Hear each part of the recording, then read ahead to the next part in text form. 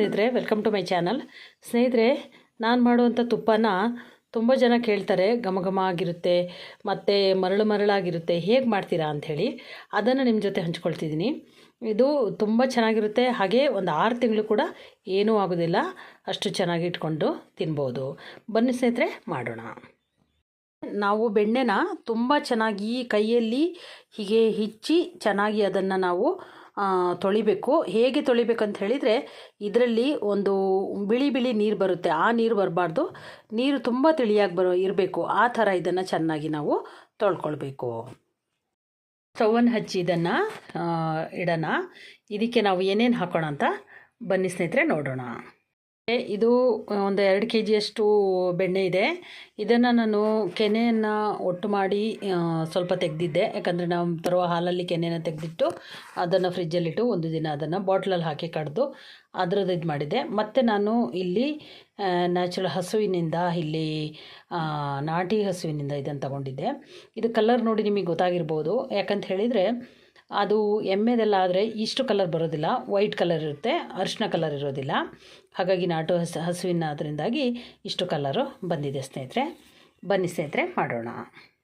ನಾವು ಅರಿಶಿನ ಪುಡಿ, ಸ್ವಲ್ಪ ಉಪ್ಪು, 4 ಲವಂಗ ಮತ್ತು 2 ಏಲಕ್ಕಿ, ಮೆಂತೆ ಹಾಗೂ ವೀಳ್ಯದೆಲೆ ಇದನ್ನು ನಾನು ಇದಕ್ಕೆ ಹಾಕ್ತೀನಿ. ಮೆಂತೆನ ನಾವು ಹುರ್ಕೊಂಡು ಪುಡಿ ಮಾಡಿ ಕೂಡ ಹಾಕ್ಬೋದು, ಹಾಗೆ ಕೂಡ ಹಾಕ್ಬೋದು. ತುಂಬ ಚೆನ್ನಾಗಿರುತ್ತೆ, ಘಮ ಘಮ ಅಂತ ಬರುತ್ತೆ. ವೀಳ್ಯದೆಲೆ ನಾನು 2 ತಗೊಂಡಿದ್ದೀನಿ. 1 kgಗಾದರೆ 1 ಸಾಕಾಗುತ್ತೆ, 2 kgಗಾದರೆ 2 ಬೇಕಾಗುತ್ತೆ. ಮತ್ತು ಸ್ವಲ್ಪ ಉಪ್ಪನ್ನು ಹಾಕ್ತೀನಿ ಸ್ನೇಹಿತರೆ. ನಾನೆಲ್ಲ ಇದಕ್ಕೆ ಹಾಕಾಗಿದೆ. ಈಗ ಇದು ತುಂಬ ಸ್ಲೋ ಆಗಿ ಆಗಬೇಕು, ಯಾಕಂದರೆ ತುಂಬ ಜಾಸ್ತಿ ಇಟ್ಟು ಇದನ್ನು ಇದು ಮಾಡಬಾರ್ದು. ಇದು ನಿಧಾನಕ್ಕೆ ಆಗಿ ಮುಂದೆ ನಾನು ಇದ್ರ ಬಗ್ಗೆ ತೋರಿಸ್ತೀನಿ. ಸ್ನೇಹಿತರೆ, ಹೇಗೆ ಕುದೀತಾ ಇದೆ, ಈ ಥರ ಕುದಿಬೇಕು ಚೆನ್ನಾಗಿ. ಹಂತಕ್ಕೆ ಬಂದಿದೆ. ಈಗ ನೋಡಿ ಎಷ್ಟು ತೆಳ್ಳಗೆ, ನೋಡಿ ಎಷ್ಟು ಟ್ರಾನ್ಸ್ಪರೆಂಟಾಗಿ ಕಾಣ್ತಿದೆಯಲ್ವಾ. ಇನ್ನು ಈ ನೊರೆಗಳಿದೆಯಲ್ಲ, ಇದು ಸ್ವಲ್ಪ ಕಮ್ಮಿ ಆಗಬೇಕು.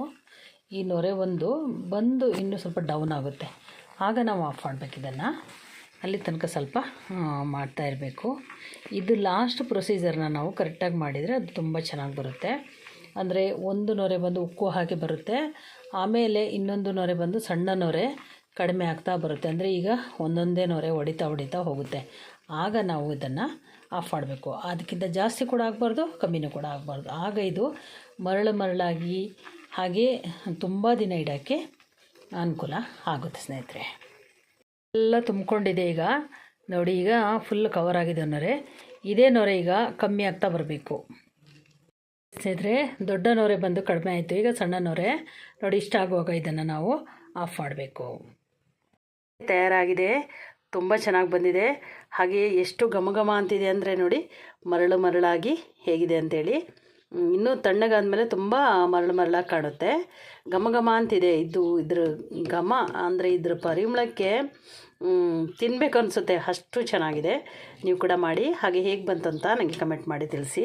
ನಿಮಗಿದು ಇಷ್ಟ ಆದಲ್ಲಿ ಲೈಕ್ ಮಾಡಿ, ಶೇರ್ ಮಾಡಿ ಹಾಗೂ ಸಬ್ಸ್ಕ್ರೈಬ್ ಮಾಡ್ಕೊಳ್ಳಿ ಸ್ನೇಹಿತರೆ. Thank you so much. Healthy food with Geetanjali.